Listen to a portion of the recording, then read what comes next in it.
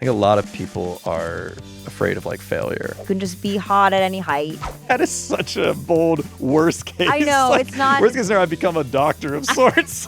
I just cringe at any advice that is, they should take an improv class. My prediction is that we get asked and we turn it down, actually. My guest today is a very funny actor, writer, and fake barista. You know her from her wildly popular show, Brooklyn Coffee Shop, which just won a Webby Award. Congrats to her and the whole team. Please enjoy my conversation with Pooja Tripathi. Today's Friday, and as always, this is That Sounds Like a Lot. I wasn't even going to text you. I was literally texting Rebecca. I was like, I might text like our guest starting to like the day before, just to be like, hey, what's up? Yeah, like, are you okay? Are you still and you were like, on my way. And I was like, no. I'm like the most eager guest you've ever had. Yeah. Are you thinking hair up or hair down?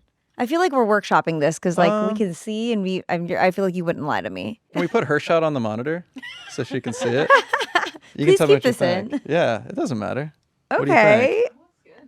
Yeah, because it's like You look hot good. outside, you know? Yeah, it's terrible. I wore shorts to this and I changed in the bathroom. Because you were no, it's really hot out, and so Really? Yeah, look, my shorts are in that bag over there. my Oh, wait, God. also Hilarious. producer Rebecca is with us today. Say hello. Hi. Thanks for joining. Yeah. But no, I wore shorts. And then I just went in the bathroom and changed like it was like a high school, like going back from gym class to like class. What was wrong with the shorts? Oh, because like that's not I don't the vibe want my you want. legs. I don't want my legs on Legs this. out like that. I mean, no, but it's like you're like You're I like- just feel like no one wants to see Matt like people are just getting used to this, you know, like from the neck down. So Well, it's like it's so funny when you did the episode of Coffee Shop, people were like, I don't recognize him from this angle. super humiliating. Which, but Like, that's so crazy because like so it's many not people that said that. So different many of an people were like, I've angle. never seen him like this. And I was like, it's just me. Like they would have acted this. like I was like naked or like I Yeah. was like, I am just showing my full torso. It's so silly. It's just not like from here.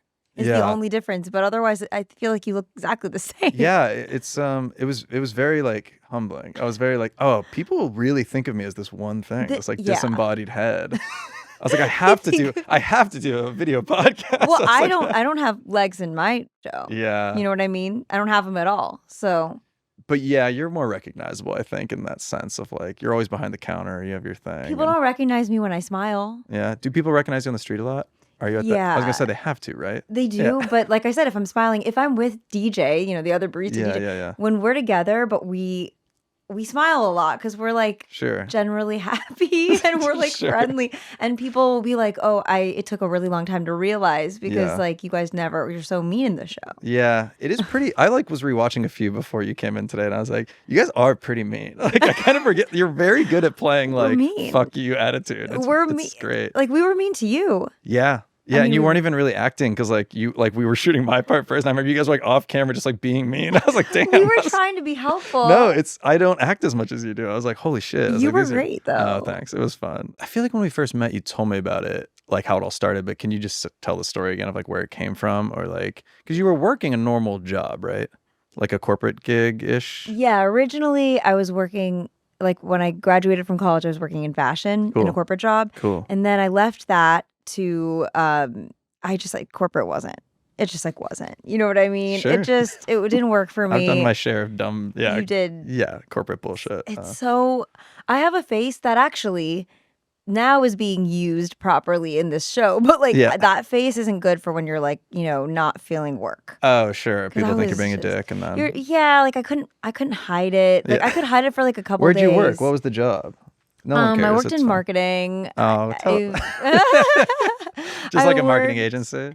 No, I worked at Bloomingdale's. Okay. Like in their buying department first. Okay. I did no internships. idea what that would entail. Yeah, it's like a lot of Excel. Everything I did was a lot of Excel, which I'm not very good at. Yeah, I But, don't like, really use it either. But Yeah. So and I worked at like Fendi, Dior, like all these okay. brands.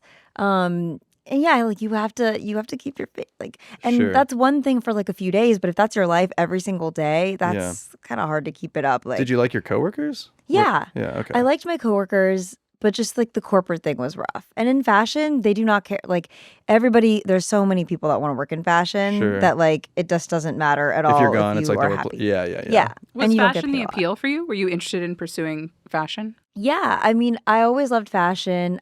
I think I wasn't considering like a creative job because I thought that was, which is so funny now, because I thought that was like irresponsible and impossible. Sure. I mean, my family was like, I was already like on career 5 on the acceptable careers. I was Do like, you have siblings? no. Okay, so you were like the hope. I was the great hope. The and then hope was shattered. Yeah. It was shattered. And Did they never care built about back up. fashion, your parents? Were they like excited when you were working at Bloomingdale's or no? I think they were like happy for me that I got, that was my dream job at the time. And Okay, so like okay. they were excited for me. And that got you to New York. Yeah. Okay, yeah. okay, I get that then. Well, my dad lived in New York when I was growing up, but that got me to New York like fiscally. As an independent young person. Yeah, exactly. Okay. So that, and it just kind of, over the years, I realized like your first dream is not always going to be your dream. Yeah. Like a couple weeks later. I'm not talking like years later. I'm talking like days in. I was like, uh-oh. Really? I don't know. Really? Because we did like so here's the story. We did like an orientation couple weeks or months even. It was long. For Bloomingdale's. Okay.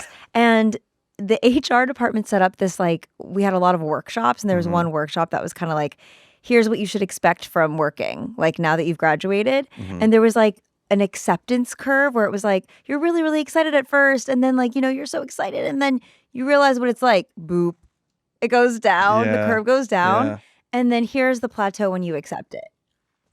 And I was like, so the dream was like acceptance into a boring lifestyle. Yeah. They were like, so then this is when you accept it. And they were like, and you guys are also type A. Like, this will be great for you. And I was like, I don't actually think. What was your like dream goal at Bloomingdale's? Like, if everything went well, decades down the line, what would like the role be? That is a great question. And that's the thing I think I thought, everyone thought it was cool to be a buyer. Okay. See, now explain to me. Yeah. Did you watch Friends? No. Okay, actually, I didn't watch it either. But no, I mean, I know what Friends is. I've what it is. Episodes, it's like all these people, they're all friends. Yeah. Like it's in the name. So where does the fashion buyer? Someone was a fashion buyer in that show? Yeah. I didn't know that. Rachel. Okay. Rachel is a buyer at Bloomingdale's. Got it. So I was always like, this is like what Rachel This is chic. does. This is a New York. Well, I also didn't watch the show, but that's what I would tell other people. Sure, yeah. That like, I want to this be is like Rachel. Rachel. Yeah, okay. Yeah, like you should know what this is. It's Rachel. Okay, so wait. So you're at Bloomingdale's. They told you this is about as good as you're going to feel. Yeah. And then you left how many years into it? I worked there, and then I did like a job at Fashion Week, and then I also did I worked at Dior. So I worked at a couple places, and then, I would say like 4 years in. But it wasn't just 4 years in. Before that, I had done internships like in college. I feel like I was like 6 years in a way. And were you acting during any of this or doing? No. You weren't doing any comedy? No. You weren't shooting things? No. I think I like have a comedic vibe, or people tell me that I like have a funny looking Careful. Yeah, like backhanded compliment. I feel like the way that I move, I have like kind of like a funny shaped body. I feel like where I don't have a comment. The way just my arms are kind of long, and I have like kind of like long limbs. You know better than me what you look like on camera. I feel like you know physically how to play. I know that when I do certain things that are like normal for people, like lift something heavy, or like I know it looks kind of funny when I do it. I'm like small. You're like a Looney Tunes kind I'm of like thing. a little bit cartoonish. I think and so I move through the world, I think, in a slightly funny way. I'm like gangly, noodling through the world. So that was how you knew you had something. You saw yourself in a mirror. You caught yourself in a moment. You're like, I look a little silly. I was like, I have kind of a silly look. Yeah, I have kind of a silly look. So when you quit your work, like your 9 to 5 work, you weren't doing Brooklyn Coffee Shop yet. Not yet. You just said like, I want to start. I know I want to do something. Yeah. I know there's something funny about what I'm doing. I don't think I realized that comedy would be part of it yet. I had a friend who went to acting school here. She was from the Netherlands, and she wanted to make a series because she needed a visa. She was like, we're gonna make. I want to do this with you. I want you to make the series with me. And I had never done anything like that before. But I was like, whatever that is sounds way more fun than what it is I'm up to. Sure. So let's try it. And I had wacky part-time jobs. I was like, let's just figure it out. Yeah. And then soon after that, that series, I got representation from that. And then my manager was like, you need to be on TikTok.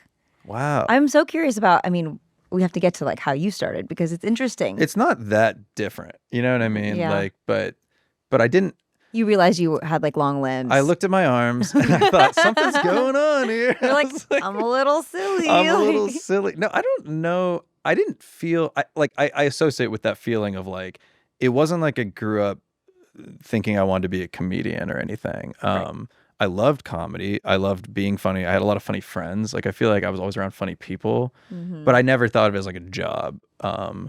Until college though. Like in college I knew like I'm gonna make a go of it, because then I was like doing sketch comedy. I was doing stand up in Nashville, where I went to school, and then I interned at Letterman, Late Show with David Letterman, which by the time this comes out, that theater won't even have a show in it anymore. Oh my God. Colbert's done. Like, yeah, That's so crazy. But yeah, then I was like, I was like always trying. Like I did a bunch of weird jobs. Yeah. But it wasn't like, if all goes well, I'll be the president of this weird job. Like I always was doing it to supplement the weird stuff I was trying to make. It just took a long time for me to get good at it, you know? Yeah. Well, I mean, I'm grateful to the weird jobs, because I feel like everyone had a period of weird. I consider my period of like after I left corporate, that's when the weird jobs began. I think doing a bunch of weird, dumb things helps your comedy. I think so. Like you have more empathy for weird, dumb jobs. Yeah. You have, I'd imagine, I've never gone shopping with you, but I'd imagine you're very tragic. I know we should go. Because we should go. But I'd imagine you're very kind to the retail people, and like, because you know, it just helps you be. I think everyone should work like 2 years in dumb gigs. Like I don't say dumb gigs. A job's a job, but like things that you don't really want to be doing. Just so you can have some appreciation for. It's hard and it's frustrating. It's silly. No, I once met a girl who had been a cheesemonger, a paint mixer for like the paints at Home Depot. Like she was also like, I think, a Zumba instructor. Yeah. And I'm like, this is incredible. Like the number of things that exist in the world. Did you ever fuck up at a temp job? So I never actually was technically a temp. It was just temp. Sorry. But I felt temp. Like I was like, this is temporary for me. So I am a temp, but they don't know. They didn't hire me that way. But that's a really good way to think of life. More people should be like, this is a temp job, even if it's a real. Like, you should always be thinking what's coming after this. I remember there was like a quote from when I worked in one of the jobs, and like it wasn't good. We had a bad boss. We'll just leave it there. And basically everyone was like miserable working for this person. There was this guy who did not care about fashion at all. He did a really technical thing at this company, and he just like looked into our eyes and was like, nothing lasts forever, and like sadly walked away. So he, in a sense, also had the spirit of the temp. Oh my God. That's like that's bleak, though. But it's bleak. It was bleak. And, but it can be good too. It's like this, for better or for worse. I mean, it doesn't last forever. So if you don't want it to last forever, great. If you do, then, well, I don't have an answer to that. I'm not. No, that's fair. There was something about these jobs, and it's going to sound so snobby, but like, I remember being at one that was like, the name just came to me, but I'm not going to say the name in case they ever want to sponsor the show. A popular lotion company, and my job was like to send the lotions, like the shipments, like the wholesale shipments that like stores around New York would like put on their shelves, like nice, boutiques and pharmacies and stuff. And I was like, there were people there that were like there for so long, like I could tell before and after I left. And I don't know where I was going with this story, but like. The amount of like shit I did there with no checks on what I was doing. I was shipping like hundreds of thousands of products to these places. No one double checked my work ever. It was one of those things where it was sort of like I showed up, I had my like spreadsheet to do. I just kind of did it. And I like submitted them directly to the stores and was like, you were like the god of lotions. It was crazy. For a time. It was crazy. And when I left, they were like, you were like super hydrated. Yeah, it was the best my skin's ever looked. Yes, your skin was like glowing. Yeah, it was. But when I left, they like were shocked I was leaving. But like, you don't want to stay? And I was like, all I do is just type numbers. And they gave me like a gift bag of like all these lotions, and it was really sad and sweet at the same time. I was like, damn. Like no one leaves here. No one leaves. They've all been on this 33rd floor of this Midtown building just forever. You must have been good though at the lotions. I think. I guess. I think you were, because like that's why they were sad. That was like probably the time in my life where I was like most anxious all the time, because I was right on the cusp of like having any kind of success in comedy. Was when I was at that job. I had to do a few more after, but that was the one where I was like meeting with agents and stuff.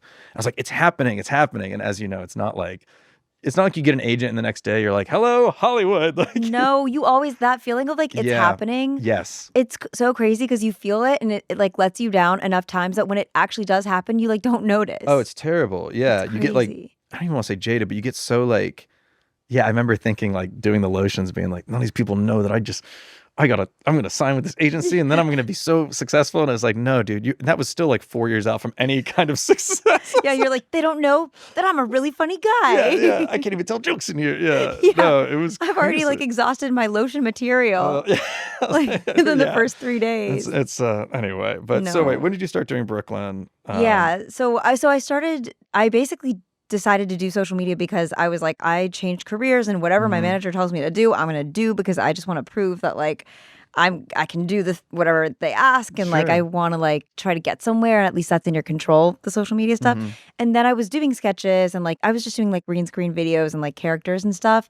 I was doing that for at least like 2 years before Coffee Shop. So that I had like a following. And then I did like the Brooklyn Coffee Shop idea on a green screen. It was just like me as the barista and me as the customer. Smart. So I just did it on its own, like without thinking that it would be something else. And then I did a few more because it did well. And then my friend Eyal, who's the DP, he was like, maybe we should just like, why don't we try shooting one of these things, maybe this coffee shop thing, like in a real coffee shop, it could be fun. Yeah. So then I just like emailed a ton of coffee shops and was like, we don't have any budget, whatever, the usual, like we don't have any budget, but like it won't take that much time. And then Larry's Cafe said yes. Place is great, by the way. Shout out Larry's Cafe. Shout out Larry's. It's so cute. It's so like cute. Tiny little coffee shop. It's tiny. It's way smaller than You've you always think it is. been there, right? Yeah. Yeah. We've always been there. And so we just tried like 4 episodes. Back then we were only doing 2 episodes in a day. I mean, it wasn't efficient because we didn't know this would be something that would go on. It was just like one time. How did you meet DJ? Yeah. I was thought his name was Daryl for some reason, but I'm it like, is. okay. His name, so his full name. No. It is both. So it's confusing. How did you meet him? Daryl Gene Daughtry Jr. is the full. It's a lot of syllables. It's a lot of syllables, but he goes by DJ. Sure. Okay, DJ. So we met like around the pandemic, like actor vibes. We met and we were like, I was like, oh, he's a really good actor. Like he went to Juilliard, he was on Broadway, and I'm starting to get tapes now and I have no idea like what I can even do in these tapes, self-tapes. Were you intimidated with a Juilliard guy and then... He's so nice. Like I wasn't really nice. Instead of like being intimidated, I was like, oh, this could be really like awesome. I could, I was basically like, why don't you ask me for like anytime you need to do an audition, I'll be the read reader. with you. Smart. Yeah. Because I was like, I would like to see like what good education. Yeah. Because I didn't go to school for this. And he's not only like, is he an amazing actor, but he's like really helpful when I was doing auditions. He'd be like, you can just be in this scene, you can just be like, doing something over, you can have a rag and like that's enough to show that you're in the kitchen. Or he would just give ideas of like how to be in the space that were really helpful. And he also wasn't like condescending at all about the fact that I didn't like that I was new to this. More people need to have that attitude in the arts of like, let's all like, especially if you recognize talent in someone. Like there's no point in being like, well, you didn't do what I did, so you're not going to get it. It's like, no, we're all doing something. All trying. Yeah. We're all trying our best. And the thing we need to do is also changing all the time because of like just the industry being so, I don't know, changing so much. And and actually it's so funny, at one point he did an audition that I helped him with for like the Fairly Odd Parents live action for the dad, which is it's so wacky, but he was so funny in this audition. It kind of turned out to be like his audition for Kale. Like I was like, oh, this is before. Okay, it was before, and I was like, this is so funny. It made him see it. I was like, he's way funnier than most of the auditions he's getting. Like they're all kind of serious, and he is so wacky and goofy. And then when this coffee shop idea came up, I was like, oh, he would be the perfect like, wacky barista who's like very artsy and like kind of just and that's how I ended up writing the role for him, but I think it started with that. Cool. That's wonderful. It's like, it's such a perfect like partnership, the two of you. Like I really like, I mean, we met like last year and when you asked me to do the thing and we talked and I was like, it's so refreshing though to see people do stuff online that is like, because it's easy to be like, oh, it's just TikTok or it's just, but it's like, it is like a really big thing you can build for yourself and you can build a massive like career out of just like doing, and the fact that you guys found each other, which is nice, but then made something that's like professional quality and treating it like it's a fucking TV show and not just like, well, I guess I'd make a little sketch. It's like, I think it goes a long way. I mean, there's a lot that is working for you guys. Like very talented, great writing, great guest, yada yada. Yeah, but thank like, you. Great but guest. just like, no, but just it's like nice to see something where it's like, oh, they're taking this just as seriously as if this was going to be on HBO. You know what I mean? Yeah, it's because like it's just like it's so long the road to try to get to HBO. Yeah. And it just feels like endless. And I don't want to be like 95 by the time, you know what I mean? I don't want to have we to signed our first look deal. Yeah, exactly. With your cane and your walker. Yeah. Right. And it's like now it has to be like about 2 like retirees instead of 2 baristas yeah. or whatever. Or like you guys are just you're playing bridge at the coffee shop. Yeah, exactly. And I'm like, I can't switch the concept this many times. Like it's just too long and like. Well, and you control everything you're doing. Yeah. I mean, correct me if I'm wrong. You don't really have any bosses. No, it's cool because like the only time we ever have to. I think sometimes like the control, I mean, I'm sure like this is similar for you in the sense that like you can kind of talk about any topic you want. Like in your videos, you can cover anything you want. I think, and I get scared sometimes lately. Yeah, but like you're the person who can decide where the line is. Totally. Like, yeah, that's a nice freedom. When I was working at the Tonight Show, I wasn't doing much and like for myself. And that was the best thing about like getting out of that job was like, oh, I can do anything. Yeah. Like, it's not like you're not going to be told, oh, we can't make fun of this person or we can't, not that I never punch down, but you know what I mean? It's like when you're on like a network television show, there's certain kind of things and I get it. And there's something really nice about being like, oh, if I have a funny idea this morning, I can go film it this afternoon today. And see what people are thinking about it later. Like, and there's all these people that follow you that are just like ready to see, like to say what they think and like ready to watch it. And they like, do. And they very much do. They really do. They're ready to do it. They do it. Do you have people that hate your shit in your comments or is it just me? Oh, of course. Okay, I think everybody. I think at one point I like was following a famous dog and I saw like a lot of hate comments, like just on hearing. The dog? Because I was like, let me look further because you only see when you're looking at comments of a video, you only see the top ones and they're usually not like the crazy ones. Yeah. So like the ones that we get that get buried, but we get the notification about, like other people don't even see that stuff. Yeah. Sometimes crazy stuff. My favorite thing is when I have a video that like is popping off and like the next day or a couple days later, I'll like check my notifications and it's someone replying to someone else saying like something I don't even know what they could possibly be arguing about. And I'm like, damn, this is a video about like the World Cup. And there's someone like fighting about like Epstein. And I'm like, what is going on? Literally, like they are also so mean to each other. Yeah. Like sometimes you see like a section of it and you're like, oh my God, these people are like threatening each other and being so crazy. And how is this on? Yeah. It's like on a video about, like my flight to LA yesterday. Like it's crazy.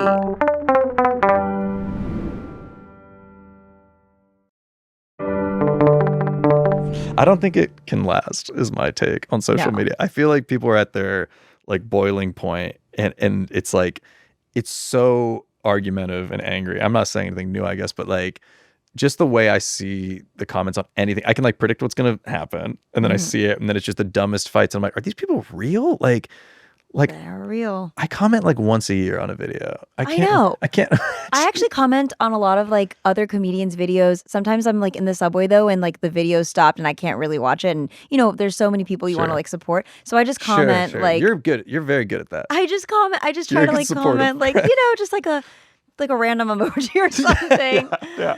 I see like celebrities do that on certain posts. And I'm like, there's no way this is them controlling. I feel like it's them just trying to be like, they'll just send like 3 fire emojis under like someone's Coachella fit. And I'm like, you're not doing that. There's no way that's really you. Like if whoever. There's 3, I feel like that's not. It feels like, it's so generic. I don't know. It feels like you got to do it. I don't do. You're so much smarter than me when it comes to like a lot of things. But specifically like your like social media, like acumen is very on top of things. Like I honestly think that every single person who has like a following like yours on social media, every single person like thinks that they are like don't really know but you like to get to where you've gotten, the number of things you had to like accidentally do right, it's not an accident anymore. You know what I mean? Nice like you must have had like some instinct that led to another instinct that just like created this. But there's a lot of people out there that are really trying to have a following. Like that's scary. Yeah, there are. And we forget that. We forget that there's like, and it's way harder than we remember because everyone we know, we know a lot of people. I'm talking to a friend this. lately who's very like adamant that the algorithm can't be beat now or something. And I'm like, that's essentially what he tries to tell me. And I'm like he acts like there was a point where I didn't have 12 followers. Like I'm like, everything starts from, it's not like, everyone. I'm like, it's just a junk. You just throw junk into the thing. Yeah. And you hope it comes back gold. But then the skill with that is already a skill, because the skill with that is like you do it so much and you like are okay with all the times that it doesn't. Yeah. And you just keep doing it. I think a lot of people, especially nowadays, I've noticed in my like peers and friends, like I think a lot of people are afraid of like failure. Yeah. Or embarrassing themselves. And I'm like, life is so embarrassing. What we're living through right now is so dumb and fucking ridiculous. Yeah. That I'm like, it's not cringe to do a sketch and like 12 people like it. It doesn't matter. Like you're not you're not doing the atrocities that we're watching every day. Like you're just trying to do something, and that's the only way you get better. Like and also someone once said to me, like who was from not the US, like that the idea that like as Americans, someone told a story of her childhood being like, yeah, and like, the worst thing possible is to like get embarrassed at school or to be embarrassed. And like this person that was like not from the US was like, yeah, that is so American that like the worst possible thing that can happen to you is to be embarrassed. And it's true. It's like, that's really not that bad. What country are they from where embarrassment's not an emotion? But it's like way worse things are happening basically like everywhere. No, And I'm aligned. I think that's right. Embarrassment is really not that bad. No. And you have to do it if you want to be, especially if you want to be a comedian. Some of the best like learning moments in your life come from something in the moment where you're like so humiliated. Exactly. And then the next day you look back and you're like, oh, I'll never do that again that way. Like that way. Yeah, like I learned something from that dumb thing. Like or whether it was like you said something bad in a meeting or you like talked out a line on an like you know what I mean? It could be anything from like the art or just like the administrative stuff of your life. It's like the times where you like get like kind of embarrassed for a second. It's like it sucks for like 12 hours and then it's like, okay. I mean, I went from working in fashion to doing comedy. I was like, this is truly, I only posted on TikTok for like the first year and a half because I was like, I'm not letting these girls see what I'm doing. Like, because it's like that whole world is very like self-serious. And wait, like TikTok or Instagram? Fashion. Oh, fashion show. Sorry. Fashion is like super self-serious. Like, you're supposed to be cool for like no matter what. Like you have to be like cool and chic and like. Isn't that so fake though? Yeah. I went to a party for like a clothing line that we all know. And I don't know why I go to these things. Because sometimes they do give you clothes. I know. You know what I got? I got a keychain. I got a keychain. A keychain. Okay, that's like not worth it. I know I'm shitting on this company. They're a very great company, and the party was nice. But I'm wandering around the party, and there was just this air of like, and I think I'm a good observer. I think you're a good observer. Comedians. That's like my favorite. I'm sort of looking around. I'm like, I don't think anyone here is having that much fun. Like the vibe was, everyone was way cooler than me. Very sexy, very hot. 7 to 8 inches taller than me. Men, women, everyone. 7 to 8. At least. I feel like you're tall. No, I'm not hitting 6. I'm 5'3". Oh. You seem. Oh. We got it. This is over. Please leave the studio. Cut that part out. Cut the height. We don't need a 5'3" girl in the chair. No, I'm 5'9"ish. I feel like that. I don't know why people are upset about that's tall. People are. That is a lot taller than me. Men's looks are going through a thing right now. It's a thing. I'm adamant about it. Hairlines, height. Yeah. Everyone is so obsessed with like, not everyone, but men have never been more obsessed with like prolonging their aging. Hotness. Yeah. Right. We're like back to like the 90s, it feels like. Yeah. It's fucking crazy. It's probably social media, right? Isn't everything kind of like, because they want to show off like that hair or whatever. Yeah. Sometimes I wish I was 6 foot, like just a little bit. Yeah. But like. It's a clean number. Just 6. The only other clean number like close to it is 5. Yeah. And no one would say I'm short. So it's like hard for me to be like, but have you seen Materialists? Like, yes. Oh my God. I would never get like the leg lengthening. Is that a real thing? It's a real thing. That's not. It's a real thing. Men like break their calves. We might have to, Sam. There's no way you can pull up leg lengthening surgery, is there? I just want to see I just want to see the Google images for leg lengthening surgery. I mean, that's a real thing though. Like people go to like. Does it work? Like, do you actually? I think it takes like many months. But if it's gross, don't pull it up. I'm scared. I'm scared. Okay, that's the kind of image I want, where it's like an illustration. No, this is important. It freaks me out. This is why I'm doing this show. Yeah, you're trying to like raise awareness. Yeah. This is like, I think like this is. I'm gonna just venture out and say like, not. Yeah. Gonna be a fun thing to do. Like, I'm sure it hurts like a lot. Oh yeah, I think that's the whole thing. And also for what? And for what? For what? That's ultimately the point, I guess. For what? For what? I guess because how much can you really, you can't do like a foot, right? Can I ask you a question? It's a little more personal. Yeah. You have a husband, boyfriend? Boyfriend, yeah. How tall is he? He is 5'3", I think 7. Okay, yeah, that's like normal Or guy maybe height, like me. 5'8". Like, Yeah, but I think he's like when a you great weren't height. I don't. when you weren't dating him, were you like intimidated by tall men, or was that like? Because I feel like Yeah. some women are very like, I want like a 6-foot guy. They love that. I actually think like in terms of like personal safety, like those guys, if they get drunk, they tumble around. I don't want to be next to like some looming, it's like very tall person and get treating him crushed. like a tree that's being Well, chopped up. I was once like out, and there was like this guy dancing who was so tall and he was so drunk, and I Sure. was like, this is like a liability. I do. I wanted to stay away because I was like, this is just. And then That's how very do funny, you make Pooja. out? I once was in that situation, and I was like, How do my you make neck out with hurts. a tall person? Yeah, it's just I don't. Well, they got to know. meet you on your level, I'd imagine. That's an awkward pose for them. That's a little yoga pose. Sure. So I actually think like I kind of like to stay within. I don't want this person to be like towering over me like in a crazy way. Tall drunk guys. It's very funny. It's scary. You think it's funny because you're not going to get crushed. No, if they it is fall. scary. It's just funny the way you. We talked about my limbs earlier. Like Sure. they might be a little bit like long, but I want to keep them. But no, it's it's intact. relatable. I have memories, nothing specific, but like going out to bars in my 20s here, and like when you see a group of men at a bar. Oh my God, tall and they're all group. tall. You No. are a little like, oh my Lord. Yeah, Like, I'm like my foot is gonna get stepped on. These guys, they're probably that's more guy, and like guys can be sweaty, smelly. That's more. More of them. more and they're tall body to ruin the vibe. Yeah. I don't love that. Like I think that there needs to be a reframe culturally because there's so many benefits to not being like this not being with a towering guy if you're into guys, like if you're, the other heights there's so many good things about all the different heights. Like I don't know. I think maybe if I was like much shorter, I would be more self-conscious about it, but I don't really. I don't know. Plane seats are great for me. Like everything's good. I think also just like being hot is like a great thing. Like you can just be hot at any height.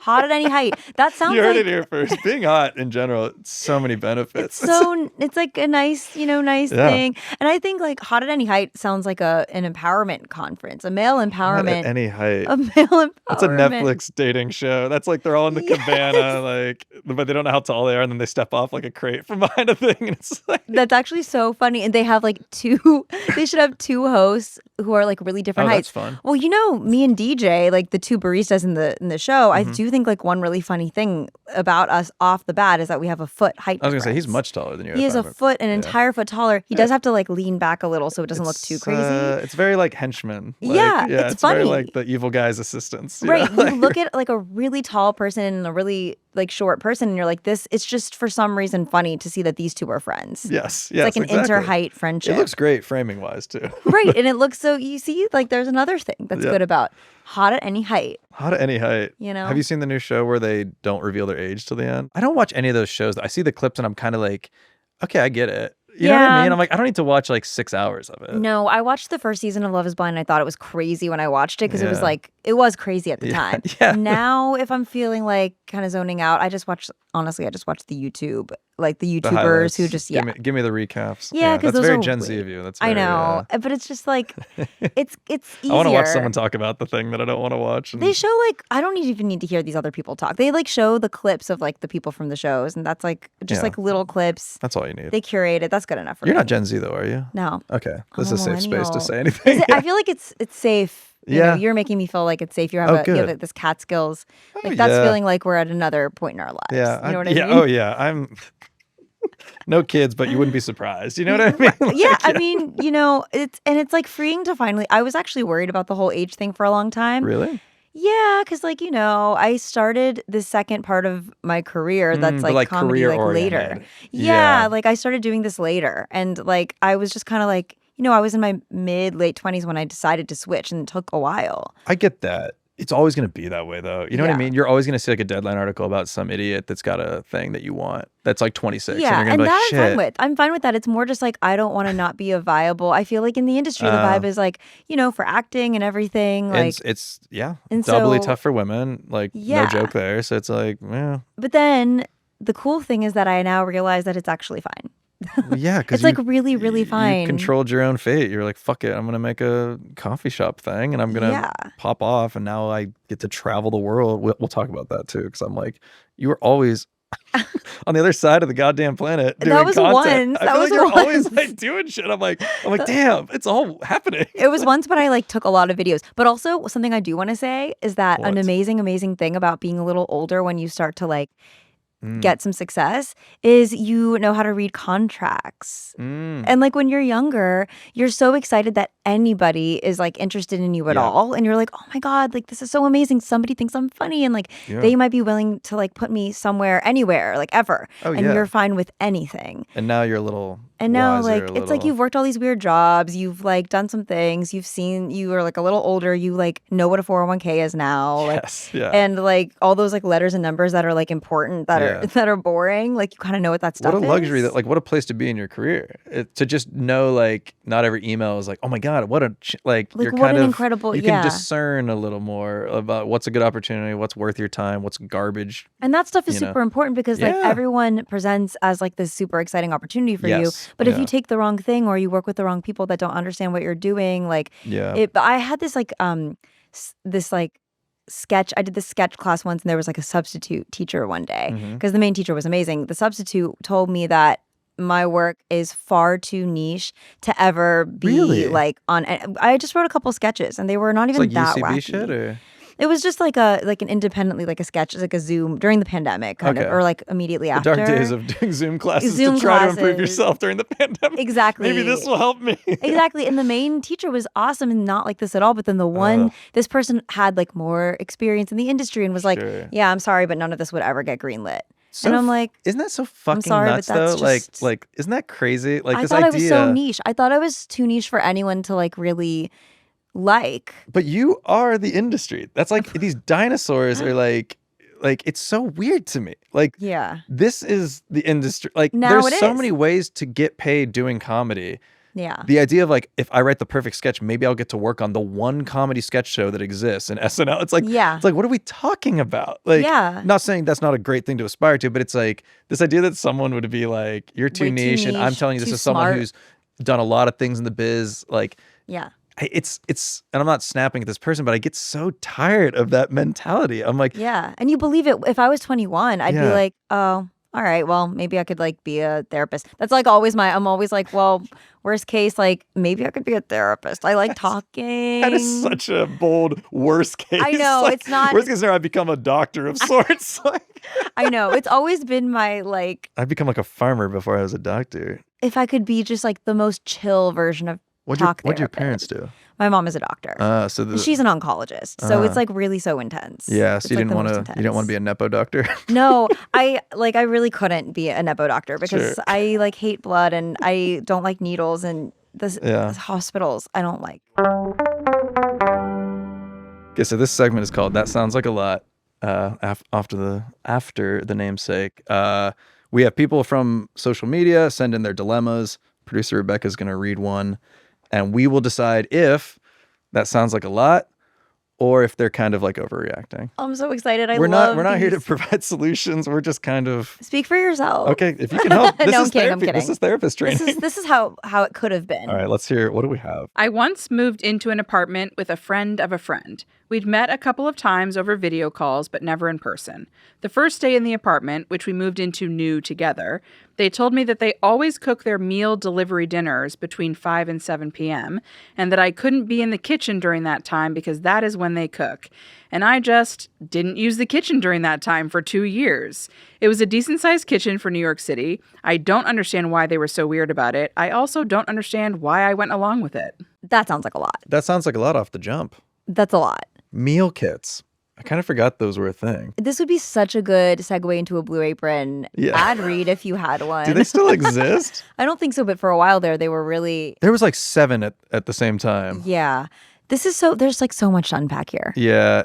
2 hours to make a meal, maybe. I love how that is what you're like, that's a long time to be cooking. That's a long time to be cooking, unless you're preparing like a holiday. Yeah, that's a long time. Also, like... And we know what those meal kits are like. Yeah, they're pretty simple. Maybe this person was like, just like, it was really hard to make it taste good and they had to keep like editing. But also the other thing here that is so crazy is like, I can't believe that the person went along. This is maybe people pleasing behavior. Yeah, you could just say, I got to get in here and heat something up. That's prime. That is prime dinner time. It's unfair. Do you think the cooker, the chef, the cooker, do you think our cooker was embarrassed by what the meals were or something? I'm trying to think like why you wouldn't want anyone in there. I think the cooker was really intense about like what their schedule was going to be. Like, I don't care what happens. I can control. Maybe the cooker had a lot of things going on that they couldn't control outside the kitchen. This is so empathetic to this weird ass role. This weird cooker. Yeah. And this is the one thing they could control. I kind of forgot. It's been so long since I've had roommates, and I'm like, I can't. Like subtle flex. Yeah. I'm doing great. No, I'm not. But I can't imagine being weird about, like, I feel like we all kind of did our thing. Yeah. And if you needed a burner on the stove, you shared, This person could have, okay, so I am an only child, right? Mm-hmm. Some only children aren't used to sharing, but also especially like something like sharing a burner. I actually hadn't even thought that that's something you could, I would be like, I need to get in and get out fast. I'd make something quick so that I could just, we could both make something. But sharing a burner, I didn't even think about that. So maybe this person was an only child. Only child for sure. I think only child. Do you think you've been stunted by being an only child? No, I think I blossomed into a lovely flower. That's a good, I think you're great. I was just curious if you thought like in the roommate eras or whatever. If you well, that part, yeah. I think the good thing about being an only child and a hashtag child of divorce. Oh, sure. Hashtag child of divorce. Hashtag child of divorce. Everyone throw that in the comments. All my children of divorce come. Yeah, we'll start a club. Come gather. I think like it makes you just really good at talking because like you need to make friends in a lot of different places. You don't have like siblings to rely on like that they to talk shit about mom and dad with. Yeah, or like at school or like at anywhere. You have to talk to a lot of adults. Yeah. And you have to just like do that for yourself. So I feel like you become social. Yeah. Yeah, maybe. But I do think if you're not used to living as an adult with other people, you're like, yeah. Either way, I think we can agree that it sounds like a lot. Either way, that sounds like a lot. Sounds like a lot. Yeah.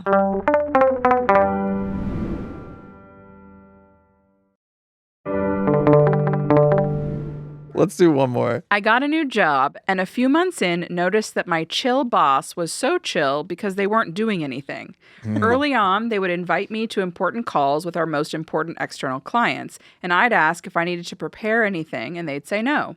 Then, a couple of minutes before the call, they'd tell me they couldn't come and that I was running the meeting. Or they would show up and then directed at me say, all right, take it away.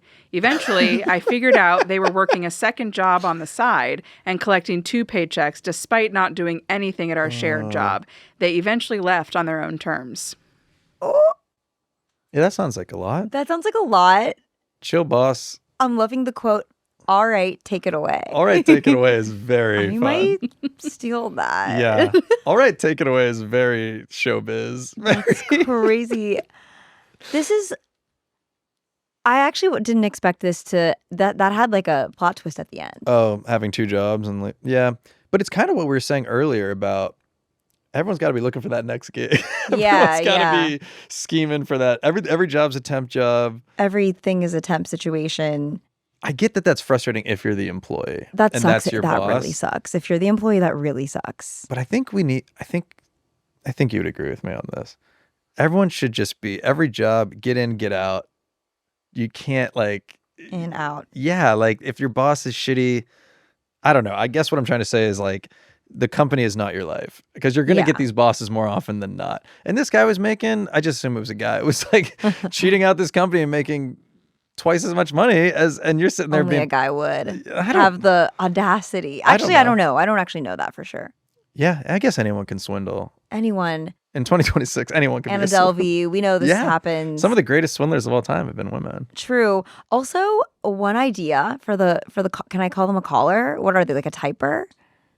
You know. Yes. Typer, yes, caller, yeah. Caller, so listener. one idea for the typist. Mm-hmm. I think this person could take a an improv class because then Okay, I'm just gonna. then No, that's a brilliant idea. I'll let you Right? finish your thought. So but- take the improv class, and that way when it's like, all right, take it away, they don't have to prepare as Sure. much. They don't need a as, suggestion. They can just Yeah. and They- the yeah, they can business just- meeting. yes, and it, and maybe like with enough business jargon, like, and enough years, like they can kind of just like do that and not have to like be stressed about the fact that they keep being put in the. Sure. I just Throw in the cringe at spotlight. any advice that is they should take an improv class. Wait, have you ever taken an improv class? I've taken many. Oh, yeah. so see, that's why I've Yeah, only well, taken that's- 2. Okay. And I think maybe when On you've only Zoom taken or 2, in person? the first one was in person. I loved it. It was the first thing I ever did in comedy, and I was like, "This is so funny." At UCB? Yeah. Okay, cool. And I just thought it was so funny. I did like the week one. I think my group was also just every single person was extremely funny. I think. Yeah. I was like, I don't know what's going on with the outfits because I came from working in fashion, and I was like, this is strange. I don't really get, but maybe I don't know. I didn't know that improv was Pooja, nerdy. that's what it is. Yeah. Yeah. You probably got a normal improv room, and that was a decent reaction. I think that like Oh, that's so improv funny. is seen as nerdy, right? Yes. Yeah. Well, I didn't know that because I thought it was so magical. No, it's It's so funny if people are good. I think it goes through eras. When I was there, I was like in my early 20s, and it felt very like this is what you have to do Oh. if you want to be successful in comedy. And it was like it wasn't competitive by any means, but it just felt very like yeah, you do this level, and then you do the next one, you do the next one, then you can try out for a team. And if you're on a Right. team, well, here we go. Maybe Yeah. someone will come see you at a show, and then all of a sudden you'll be on SNL or you'll be on The Daily Show or whatever. It felt like the thing to like get you noticed. So I think it was a little more like like it wasn't like as goofy when I was there. Yeah, I don't think my group, I mean, some of them might have been a little more intense, but this group, I think one person was just this lady from China who just like did this as Yeah. one of the things she was going to do in the US and just for a little Hell bit. yeah. And she was maybe the funniest one. Yeah. Her timing, where is she now? Like, did she just, was that it for us? Because That's really there's something about the Where Are They Now about like 101 improv yeah, classes. they were all, I think everyone in that class was so funny. And I think if the typist would like to take an improv class, Sign 'em up. I think it could help. There are a lot of people in those intro classes that do it for lots of different reasons, like to be better at public speaking, better in their jobs, like you're saying, that are not all pursuing comedy. Those intro classes are so interesting. I love watching them because they're Yeah. not all people that are pursuing a career in entertainment. Yeah. Yeah, when I was there, like 101 and 201, the first couple levels were very like there'd be lawyers. There were like Yes. couples that were Yeah. clearly just doing it as like a fun couple activity of like we should take a class together. And I remember being there, and like it was like the class, like half the people were like, "We're fucking gonna make it, like we're Yeah. comedian," and the other half is like, "I'm having a good time. I'm 50, you know." Like and we're like in our 20s, like we don't have time, we have to hurry. Like That's it was that's just- already so funny though. It's so stupid. Even yeah. enough, it's When I think about how seriously I took it for being so mediocre at it, I'm like, I what? doubt that. I mean, I was like, okay, you know what I mean? Yeah. Like, I'll be honest with you, I was okay. Like, Okay. And there were people, you know, there's always people in these things. You're like, damn, they have it. Yeah, they're And I really knew good. this was not my thing, but like, I tried so hard. And then like Yeah. after like the first few levels, then it starts to get to the people that are like, It peters down. yeah, like or up. SNL or bust type people. And it's like, Mhm. it's interesting. You should keep doing it though. I'd imagine you'd be very good. But you just said that you cringe at the thought of improv. back- Is I that think an it's- insult? No, Is that a it's a- backhanded insult? No, I think for me it was not right. I think you I don't think it's right for me. okay. Now we're just fighting over who is least right for Who's improv. more of a You see the loser, improv- basically. But No, we there's nothing improv- wrong with it. I We met do nice it a people. lot though. You're like we do it in the show a lot. I feel I like know. there's enough outlets. But see, for I it. think that kind of improv, like ad-libbing on a set or like even just chatting like this, I think that to me is so much more rewarding than like there's like a desperation to long form improv where I always felt like, okay, now we got to bring back the second beat. And what was the joke with the, I'll just walk out and start mooing or something. And you're like, what the fuck am I You're doing? like, I haven't talked in a while. What That's the like that was yeah, my yeah. main thing. I would be like, so, they're all thinking that guy's been standing on the back for a while. It's time for me to just get in there and pretend I'm robbing a bank for no reason. It's like, what the fuck? What the fuck was I doing? Like, I was like, this is- Yeah. No, it's I'm not even thinking stressful. about funny. I'm just thinking about like, oh, it's my time. Yeah. I'm like, I have barely done anything and people Yeah. are gonna notice that. Yeah. No, it's I think it's really hard. I think like regular improv like that is so hard. And the people that It's are really good at extremely it hard. are amazing. Yeah, I think my thing that brought me away from the church was that it was Whoa. like the day after you could have like a really fun show where you did feel like you were contributing, Mm-hmm. and the day after, like I don't know, 24 hours later, like that night, you're like having a drink with a friend and you're like, how'd the show go last night? And you're like, it was really good. It's like we had this one bit where like we were like you know, you just like all of a sudden you're like, oh yeah, it's just here today, gone tomorrow. And I was like, I need to start like writing jokes. I need to like try to like I need to like create a Brooklyn coffee shop, or need to be doing things where it's like there's material that exists in the world, like whether that's stand up, or I think that's what like got to the point where I was feeling like even when it went as well as it possibly could have gone, no one would remember it a week later. And it was like, that's like kind of heartbreaking. It's there's something beautiful about it in the sense of like this is a shared comedian. Intimate theatrical experience, you know? Yeah. And when the energy's great, you're like, wow, we're a part of this. No, it is. But then it's gone and you're like, You're like, that was my moment. I think if you're so good that you're like producing hits every week or whatever on your improv team, then like you're not that worried. But I wasn't good enough. Like if I had one good hit, I was like, now they're just going to forget that. You can't pin it to the top of your page like you can on TikTok and Instagram. Yeah, you got to be able to pin. You got to be able to pin your best of. In this day and age, in this industry, you need to be able to pin something. Pin it to the top. Do not forget, and I'm going to repost it in a year too. Yeah, because that was funny. And thinking back on this, I had to start thinking back on when I made this really good joke. So anyway, to our typist, take an improv class if you think it's your thing, you know? Yeah. And that would be what comes out of this podcast, like as the advice. Yeah. Our only sponsors. Yeah. Comedy theaters that are shutting down. Yeah, exactly. But yeah, that sounds like a lot. And hope that boss is behind bars. I don't know. Yeah, that's not. Yeah. I hope that boss like at least maybe gets fired. I don't know how easy stern it is talking to by someone else at their new job. Yeah. Okay, so no, I want to talk about your international work. Oh my God. Okay. Am I wrong? I thought you went to I posted, so I think what it is like I'll do like one thing and then I post about it like as much as I can. See, so that's so great. Seems like maybe I'll do more... a bunch of things and post about it once. And I'm like, I need to have your mindset of like sharing your work more often. But I thought you were in Thailand for something. I was. So okay, last year I was in Thailand, and then a couple weeks ago, or I guess now maybe a month or two ago, I was in Tokyo. You were in Japan. Yeah. Yeah. So that is like actually that is cool. Yeah. People are paying you to do work across the globe. I couldn't believe it. The Thailand one was for W Hotels. Shout out, love Very you guys. Cool. Yeah. And they were basically, this was like when White Lotus, the last season, I remember came out. this now. Yeah. Yeah, and so they didn't shoot the White Lotus at the W, but like they were kind of like, that was kind of the theme of what we were making over there. Cool. And it was cool. We like did all the activities that they did in White Lotus. Like we did like a full moon, you know. I don't know if you saw like the last season of it, but we went to a lot of the places from it, and it was really cool. That's really fun. And yeah, just I think more than anything, just the idea of being there because of comedy somehow. I know. That is like what was so crazy to me. I think that's why I'm like, you should be so like prideful of that. Like you made a little thing.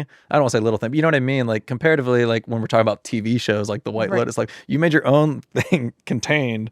And it's gotten you such, accolades and such popularity that you're able to be like, oh, they're flying me to Thailand, and they're paying me to work on this thing. Like crazy. It's a really, I mean, I know it sounds so silly to people that are like more successful than us, but like, I think it's like fantastic. And then no, I think like the first time I was like, okay, this is crazy, but like this probably I can't expect this again. Yeah. But then this year when the Tokyo thing happened, Tokyo I was like, oh my gosh. And what was that one for? It was like a drink or something? Yeah, it was for this brand called -169. What kind of drink is it? Energy drink or something? So you know how like in Lost in Translation, he's going there to do like a Suntory commercial? Yeah. So Suntory like also owns this brand, which is amazing because it feels like that movie. Cool. But it's like a vodka seltzer. Oh, cool. With like frozen, they like freeze the fruit at -169 degrees. Oh, okay. That's what it's called. That's what it's called. I know all about it. In the lab making up Japan's White Claw. Yeah. Well, the one in Japan also has like a 9%. Like it's like way more alcoholic insane. Than the one here, which is like way, way, way less. People are mad about that in the comments. They're like really mad. Mad about what? That they wish it was like the same as Strong Zero, which is like the Japanese, the one that's there that's like way more. They have this in like all the 7-Elevens over there. I see. Have you been to Japan before this trip? Yeah, but I was like 17 and Gotcha. I went and I was like, my dad had to go for a work trip and I was like, I'm just going to go. Sure. So I loved it then, but I feel like now after being an adult for what feels like forever. I feel like now I had a new appreciation of all these other things over there. And I was like, I could not contain my excitement to go there again. What'd you do that you loved? Like, what was how long were you there for? I was there for 2 weeks. I decided to like clear. And the funniest part, so before, it was like up in the air where the location was going to be. It was 50-50 Kansas City or Tokyo. So for like weeks, I was like, either I'm going to Kansas City or Tokyo. I don't know. I need to understand that. I need to understand what happened business decision-wise where they were like, they're so similar. It's like the classic, no one's going to know one way or another. Kansas City or Tokyo, we all find ourselves at a crossroads like this at some point in our lives. No, holy shit, that's hilarious. It's because there was like a set in Tokyo that looked like a convenience store that like, was ready to be rented, readily available. Sure. And in Kansas City, they would have to like build it. And this commercial takes place in the US. It doesn't even take place in Japan. Damn, but it was more expensive to build it in Kansas City than to fly people to Tokyo. What's going on in America? I don't know. I'm so glad it wasn't my job to like do this. But the company is Japanese, correct? The company's Japanese, yeah.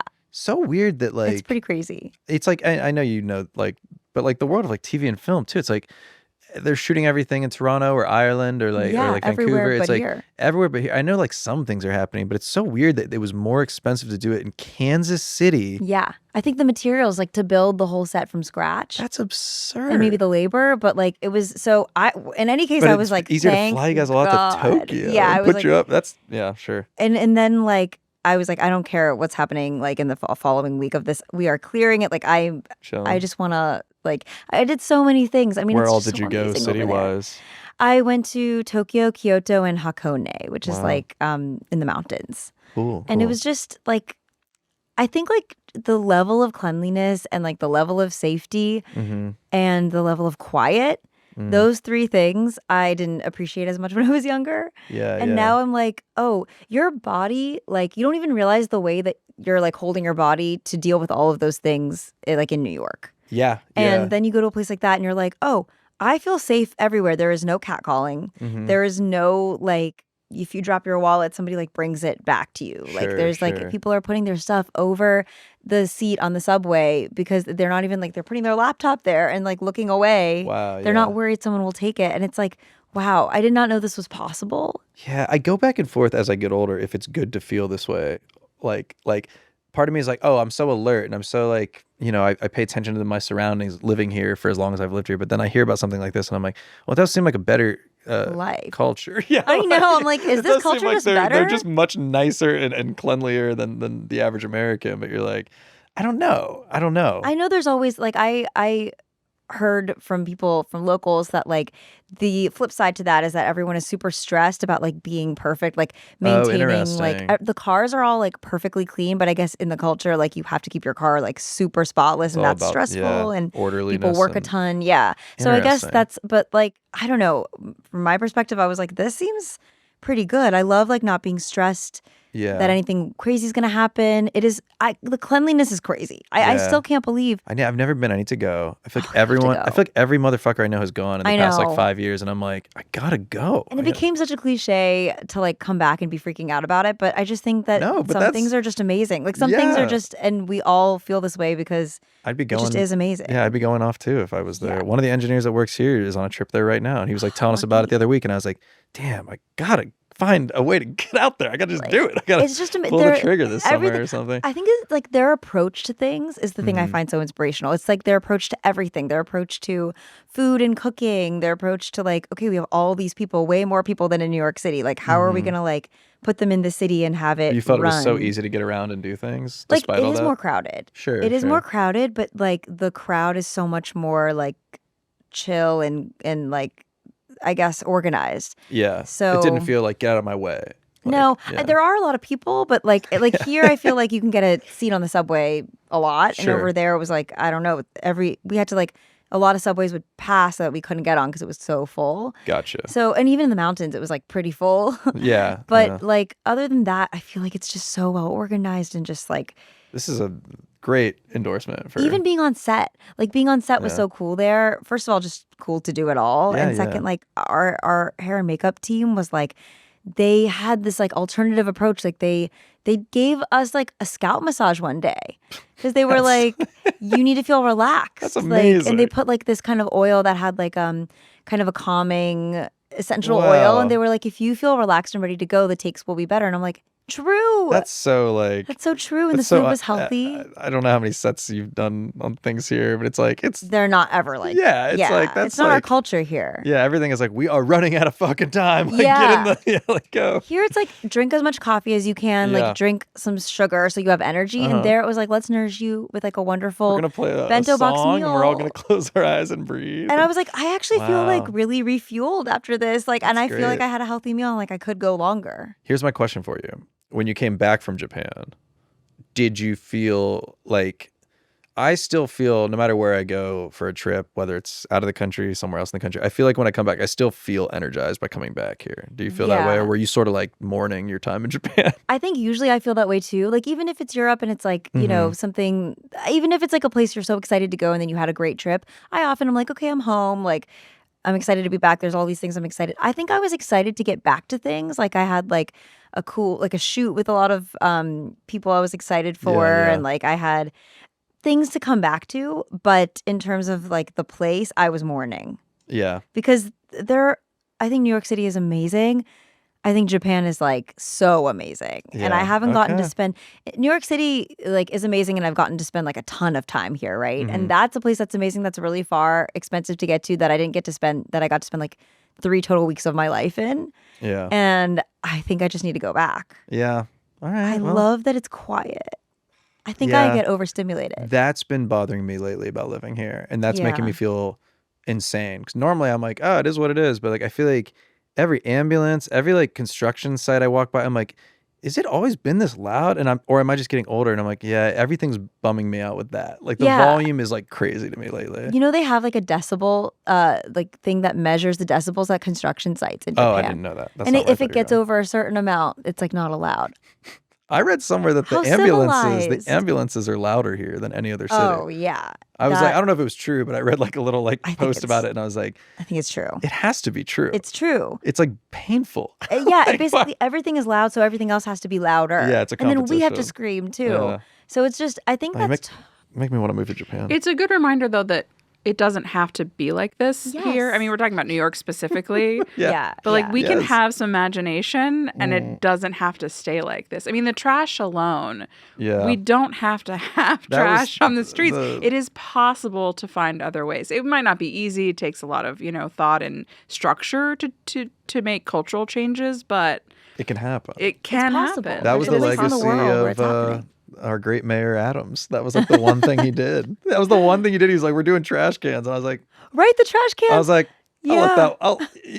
broken clocks right once or twice a day. That's so funny. Yeah, the trash cans. At least we got the trash cans. Yeah, it does show you. And I think like a lot of it is also cultural. Like I think like and it's like innate in us. We don't believe in the rules as much, like even like jaywalking and stuff over there, like we were the only ones doing it, and then we noticed kind of like other people kind of following, and it's like we're already poisoning their society with our like erratic like our crazy ways, like they should deport us. But like I think that is a proper like, influence area just there. Like you're like, this is something you guys can do. Oh, you can just do that. And but if everyone did that, then it would be crazy, like like it is here. And that's what I think like they from a young age are like very like taught these are the rules. Yeah. So it's just, I know some people maybe feel stifled by that, but now I'm starting to see like, oh, there is a reason, like there's something good that can come out of having so many rules. Yeah, the way you talk about this is so like an admiration of it that I'm like, okay, I'm in such admiration of it. Yeah, it's really beautiful. I think it's beautiful. I think they take something as simple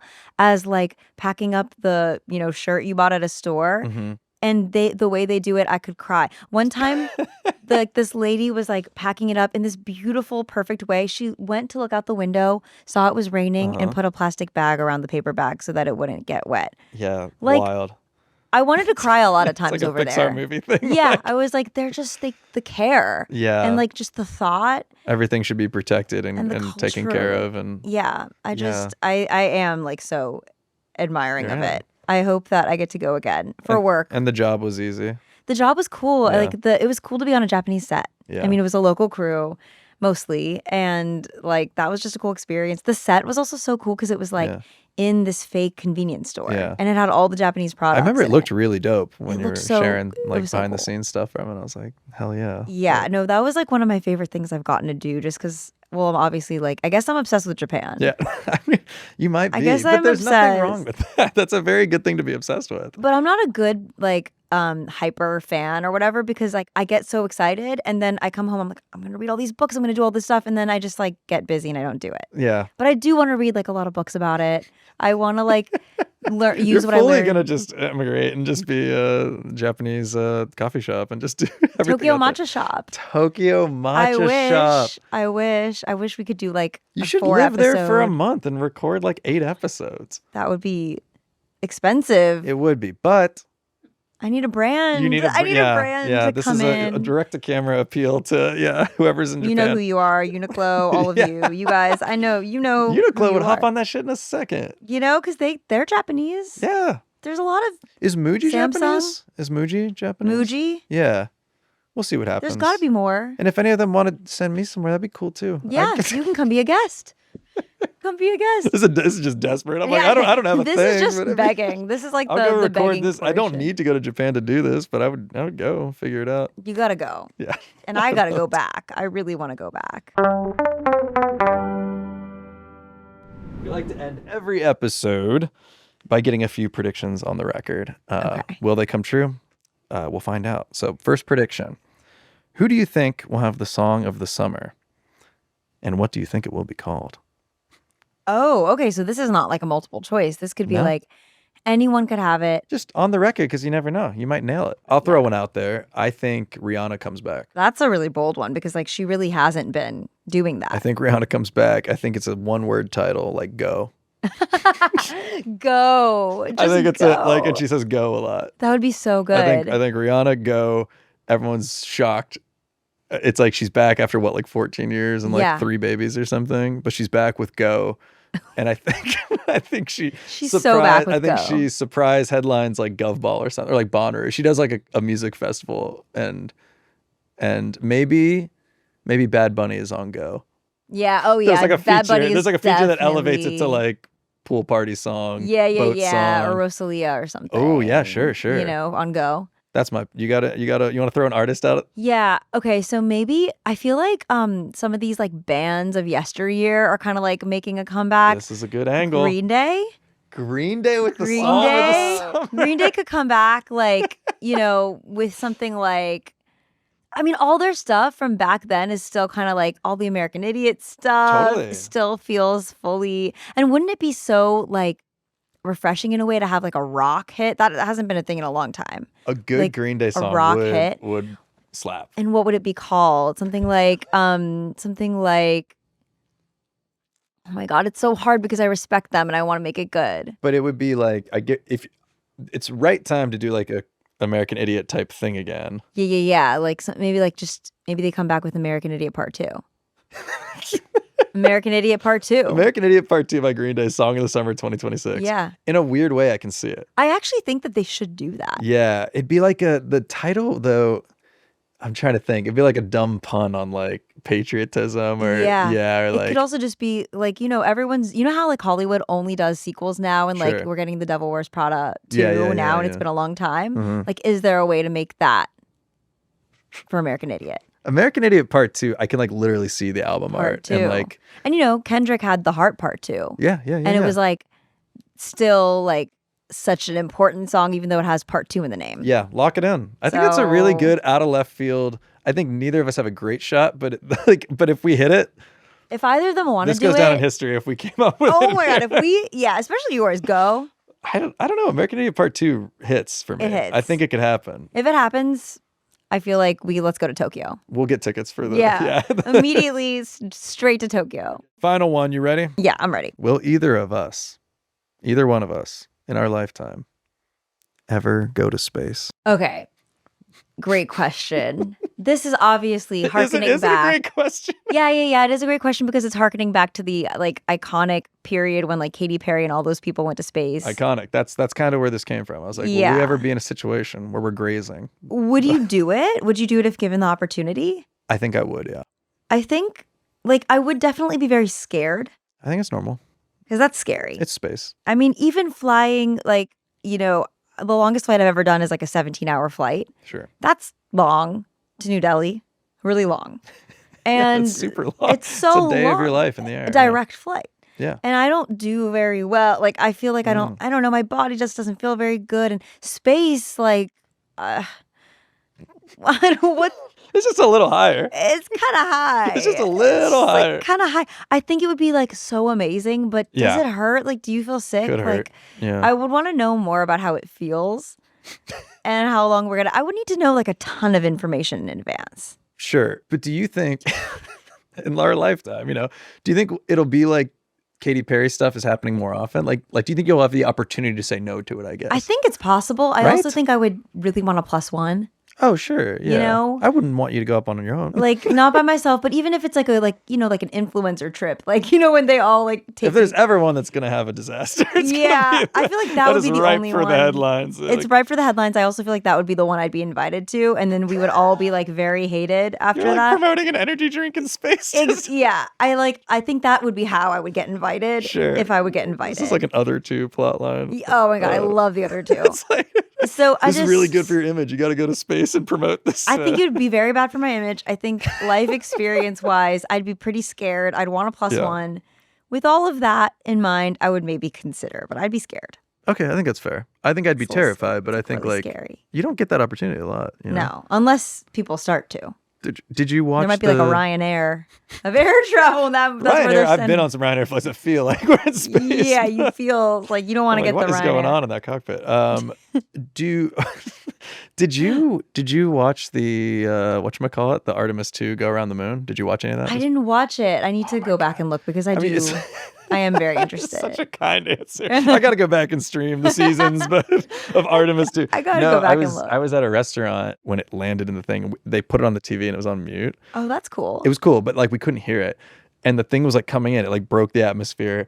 And it's like, it's fucking cruising. Like it's moving. And we're all at the bar, like at this restaurant, to kind of like, oh my God, wow. And everyone's like, oh, look. And people are like, everyone's talking about it. And then they cut to a wide shot and you could see the ocean in the background. And it looked like it was moving so quickly that the vibe in the restaurant, everyone was like someone turn the volume, because we were like, what is going on? What's happening? I'm sure the broadcast was like, yep, man, here they come. This is all very normal. But to our view, this is all very normal. Yeah, our view, we were like, it's going too fast. It's going too fast. Everyone was like, hit the brakes. And imagine being on it. A million more parachutes shot out.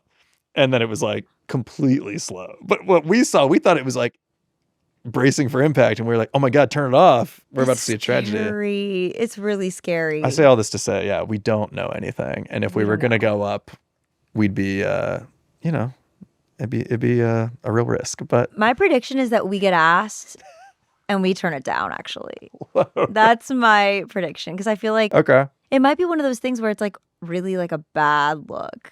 To go to space? Yeah, because it was a bad look for this crew. People were like, that took a lot of energy, and like, now. I think if it was like, I get what you're saying. Like if it was like a Bezos ship, I think it would be a bad look. I feel like for me, it would be like, what ship do you think you'd be on? Like, that's the question. Well, there was a few. There was like the Amazon one. Wasn't there a Richard Branson had one or something? L'Oreal. I think I'd be on the L'Oreal ship. The L'Oreal ship? The brand trip. The idea of it being a brand trip is very funny. Just you floating around with like shampoo and conditioner and stuff. I feel like it would be. I don't know why else I'm getting asked to go to space. Yeah, no, I just think, well, anyway, we don't have to go on and on about this. I think it'll happen for me. I think I'll go to space. Okay, so we can agree to disagree. Yeah, but I'll get offered and I'll turn it down. It's very bougie, too cool for space. I'll consider the offer. I'll read the contract. I'll consider. Yeah. We'll take a look. But I'm thinking no. Great. Well, you were very generous with your time. Thank you for being so fun. Thank you for having me. Is there anything you want to promote? Talk about the shop or any handles or? Yeah, follow. It's at BK Coffee Shop. Cool. I'm at Winnie_the Pooge. Listen, there's another Winnie the Pooge. She won't reply to my DM, so it's Winnie_the Pooge. Huge maybe conflict. forever. Yeah. And yeah, we have new episodes coming out every Friday at noon EST. Do it up. Thank you for being here, Pooja. Thank you for having me. It was great. Thank you.